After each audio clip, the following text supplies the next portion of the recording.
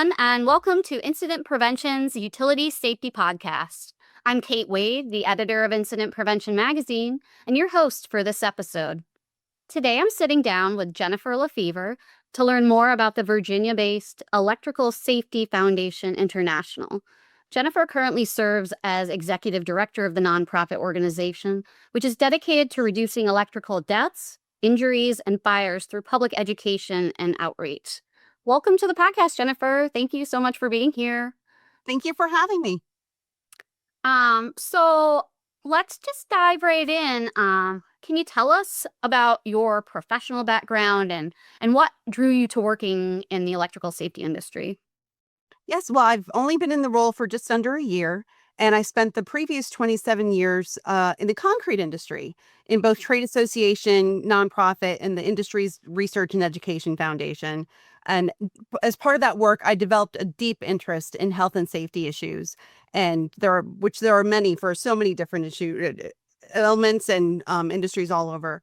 And there's a natural nexus in between the construction and electrical industries. So when I saw that the ESFI position was available, I was immediately interested.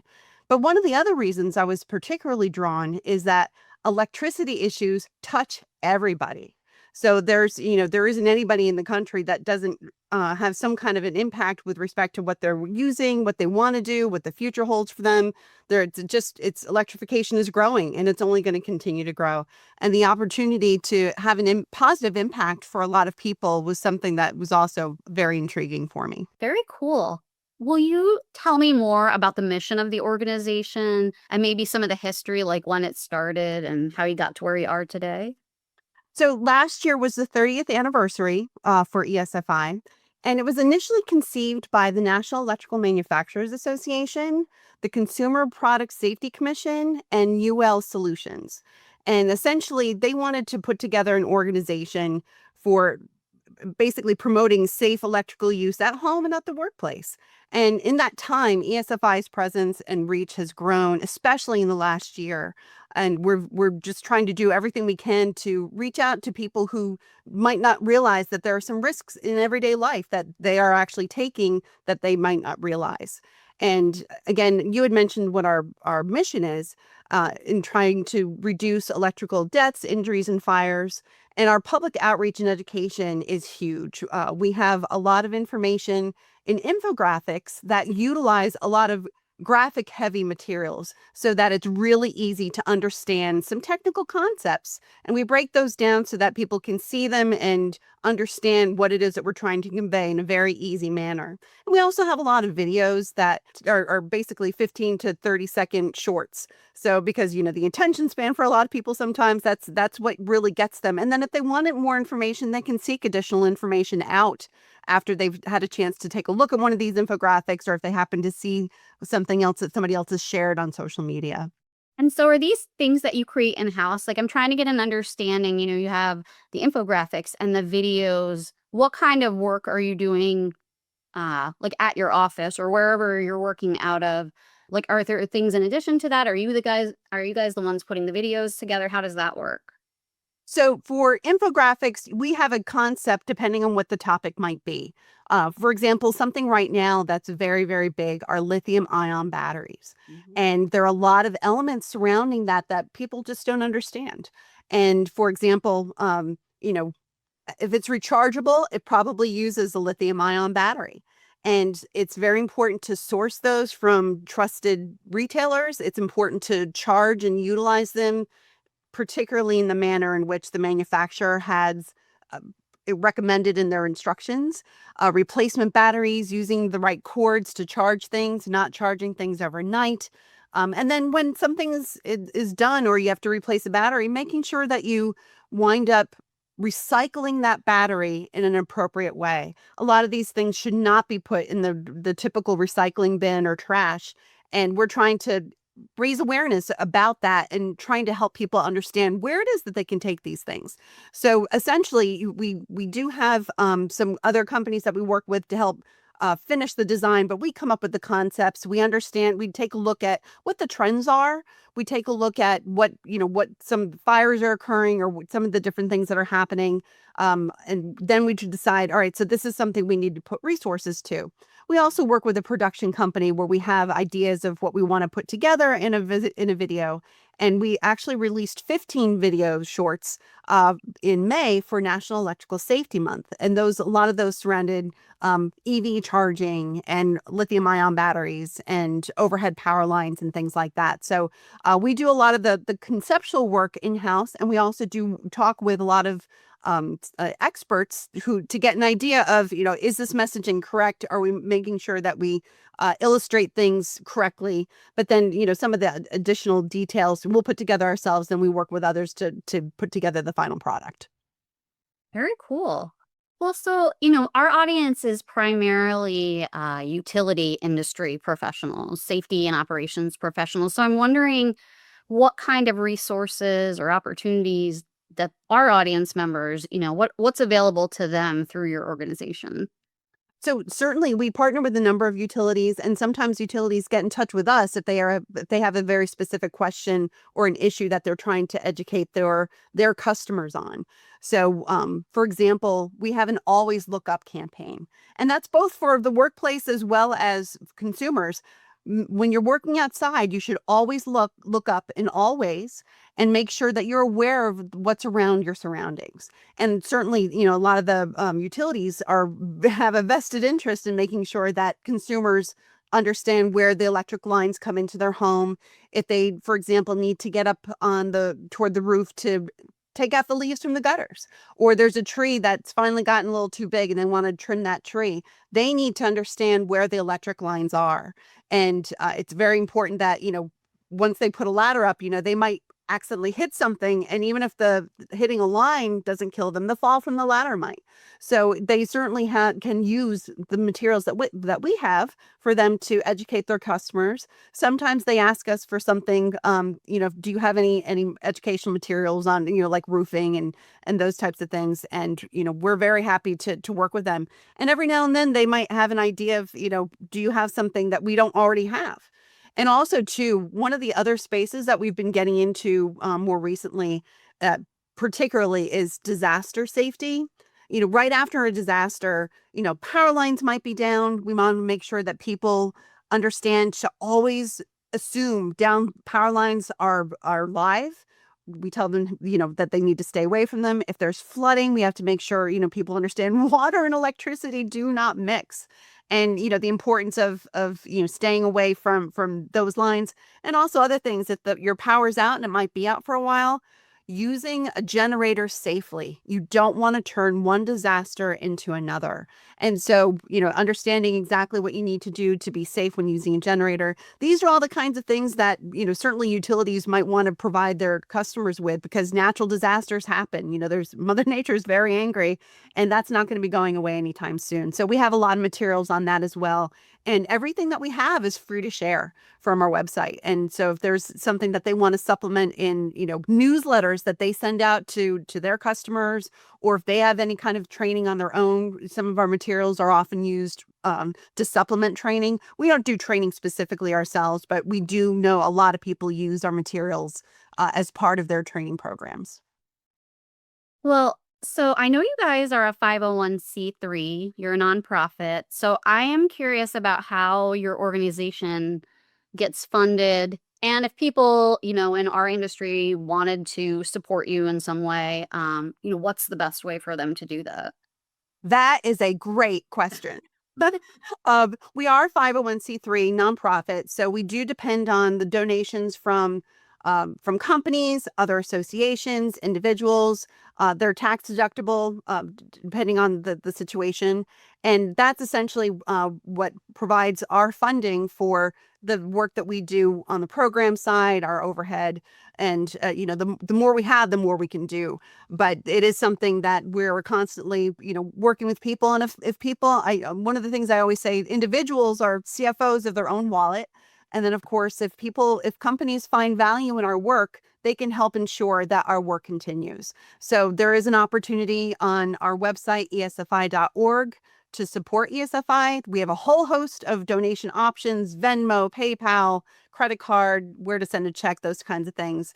And certainly above and beyond that, we're always looking for subject matter professionals who might be able to supply some additional insight or details in something that we need to put together, or they might identify someplace where there's a lacking of information where we might be able to help fill that gap. So we're always looking for other people to provide us with some feedback or information or subject matter experts for something that we may be putting together. So there are a variety of ways that people can help support our mission.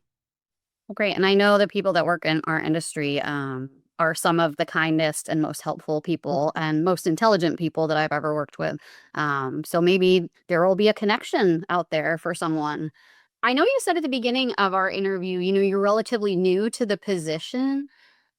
What's one of the most interesting things that you've learned since taking the job?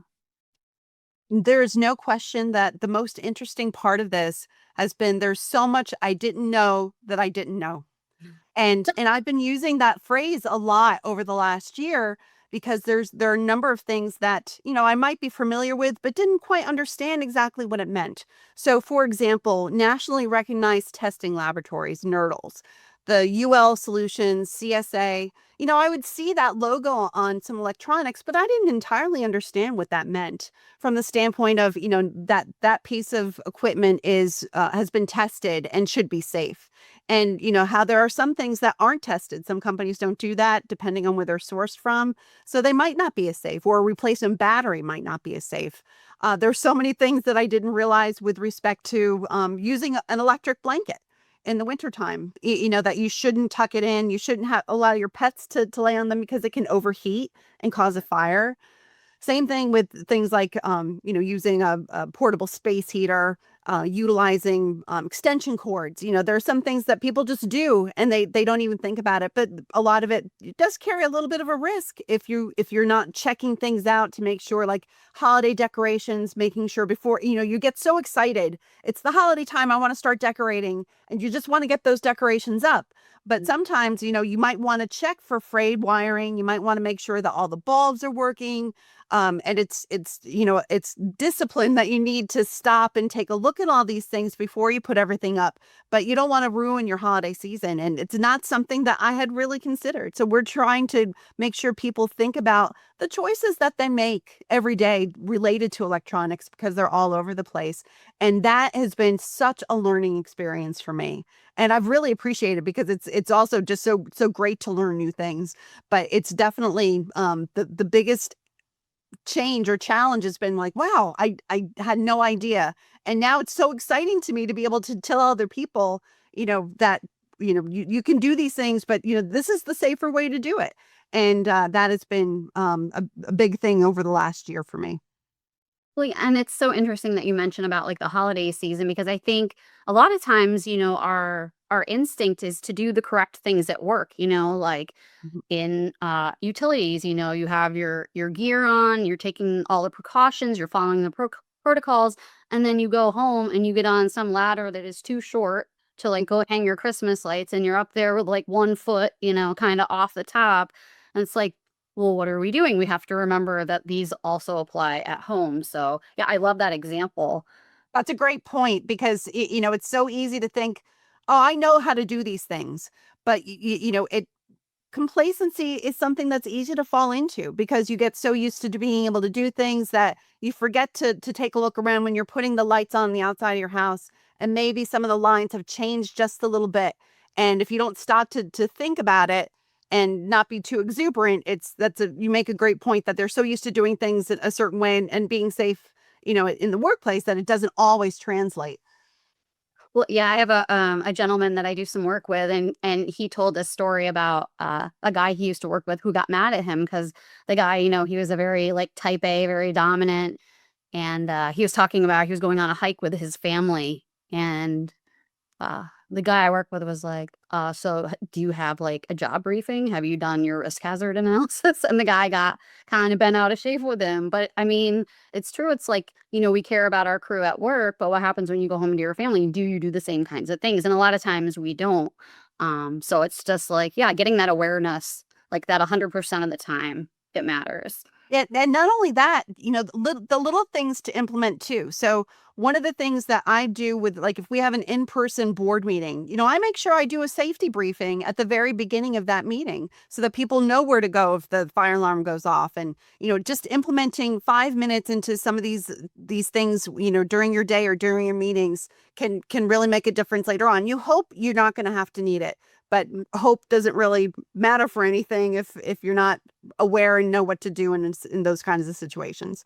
Well, yeah, and I think it's that practice thing. David McPeak always talks about practicing in low risk situations so that in a high risk situation, you already sort of know. It's like using your blinker all the time in the car. Like, if you don't use it all the time, you don't get trained to do it, and then you get rear-ended because you didn't have your blinker on, and you know how that goes. So, Absolutely. yeah, all very interesting, powerful stuff. You know, do you have anything else kind of that you want to mention before we close out this episode? I know we've talked about a lot of stuff here, but I just want to make sure we covered everything.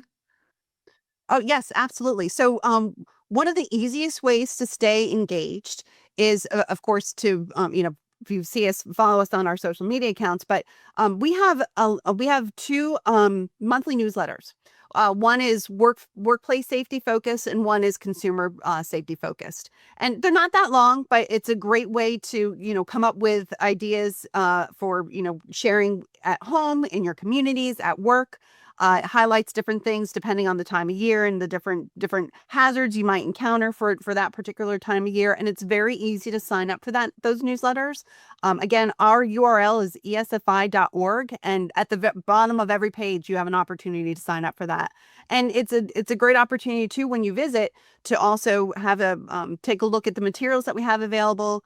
And again, you could link to, print out, share elsewhere, all of our materials, because being a nonprofit means that we're supposed to benefit everybody through our work. And the whole point is to just get the information into the hands of those who will use it. And I did sign up for your newsletters just the other day, so I'm excited to get my first copies. Great. Excellent. Well, I want to thank you so much for your time today, Jennifer. It's been great to have you here. And as a note to our listeners, if you want to reach out to her, we posted Jennifer's contact information on our website at utilitysafety.podbean.com. And as Jennifer said, you can also visit the ESFI website at esfi.org. Until next time, stay safe and be well. The views, information, and opinions expressed during this podcast are solely those of the individuals involved and do not necessarily represent those of Utility Business Media and its employees. It is strongly recommended that you discuss any actions or policy changes with your company management prior to implementation.